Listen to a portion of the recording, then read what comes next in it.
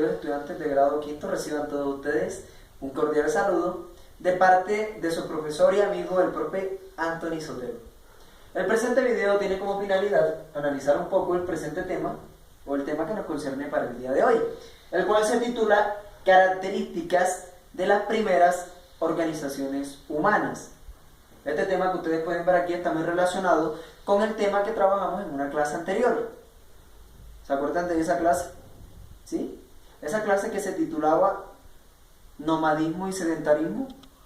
¿Sí entendemos qué es nomadismo? ¿Sí tenemos claridad sobre lo que es el sedentarismo?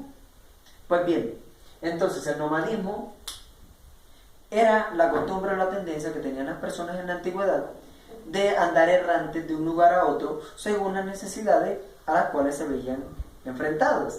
Es decir, que habitaban en un lugar, pero cuando en ese lugar escaseaba el agua y escaseaba la comida, entonces ya ellos tenían que irse a otro sitio para poder cubrir esas necesidades. Diferente al sedentarismo. ¿Que el sedentarismo qué es? Sí, señor. El sedentarismo era la tendencia, o es la tendencia actual, de quedarse en un solo lugar, pero aprovechando el entorno para sacar provecho. Entonces ya las personas se dieron cuenta que no era necesario salir a andar errante por el mundo en búsqueda de alimentos o en búsqueda de animales para poder cazar, sino más bien que ellos podían entonces utilizar todos esos elementos que la naturaleza les brindaba para aprovecharse de ellos. Entonces pasan a una nueva actividad que consiste en que utilizan el terreno para cultivar los elementos o los materiales, o en este caso los alimentos necesarios, y ya no es necesario estar de un lado para otro buscando frutas para comer. También utilizan los animales del campo y domestican, por ejemplo, al primer amigo que tenemos nosotros, en este caso fue el perro, nuestro compañero de casa.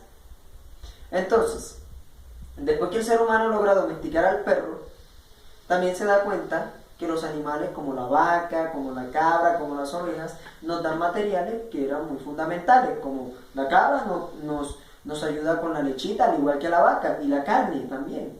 Y también, por ejemplo, la oveja nos daba o nos proveía la lana para hacer prendas de vestir y protegernos del clima.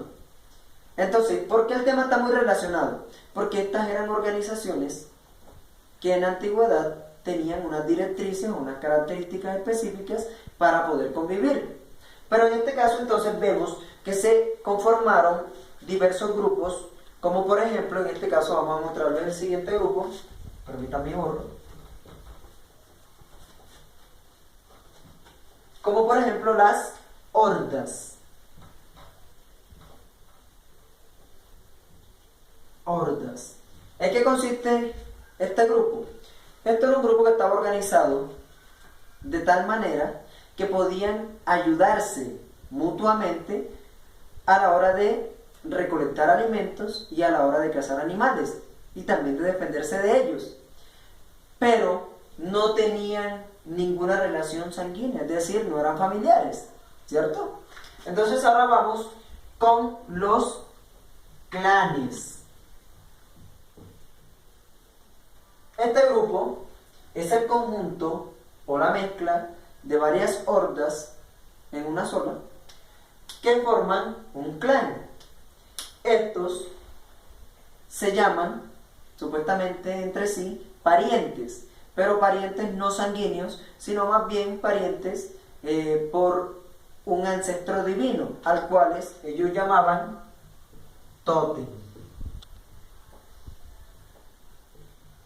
¿Un tótem qué era? Un tótem era la representación de un ser divino, a partir de, por ejemplo, ellos podían representar ese ser divino a través de un búho, o a través de un insecto, o a través de una planta. Para ellos un tótem era algo que encontraban en la naturaleza, que ellos lo representaban como un dios. Entonces, ¿qué hacían estos grupos? Acostumbraban tatuarse en la piel estas imágenes de ese ser divino para sentirse representados o protegidos por ellos. Es decir, que ellos tenían ideologías divinas o místicas. Bien, pero luego vemos que de el tótem pasamos a las tribus. ¿Qué es una tribu? Una tribu es el conjunto de varios clanes mezclados entre sí que permiten a esta comunidad mayor facilidad. ¿Por qué? Porque ya se dividen las tareas, entonces ya algunos ya están organizados de tal manera que algunos se dedican al campo y otros se dedican a otras labores necesarias que permitan la supervivencia de la tribu. ¿Sí? Bien. Tenemos luego el patriarcado. Patriarcado. Bien.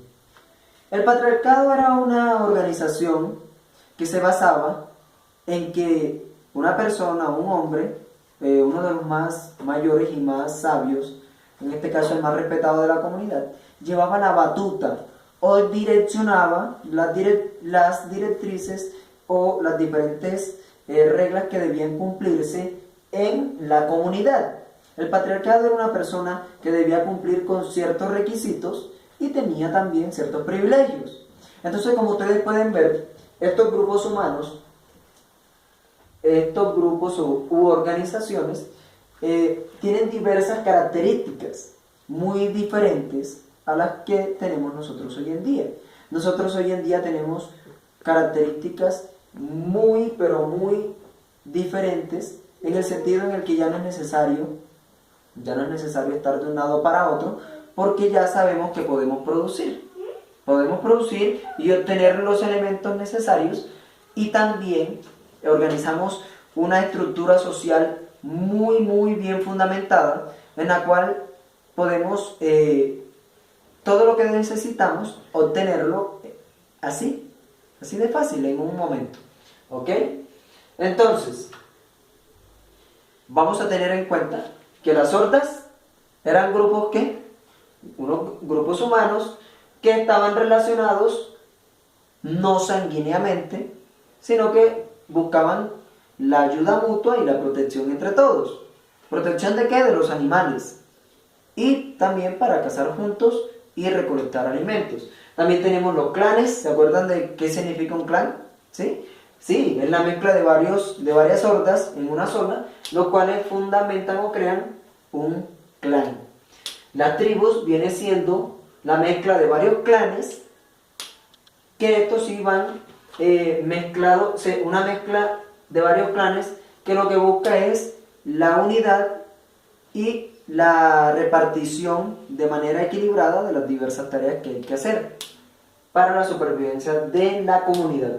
Y el patriarcado está dirigido por un ser humano, el más sabio, la persona con más experiencia, probablemente la persona más anciana de la comunidad.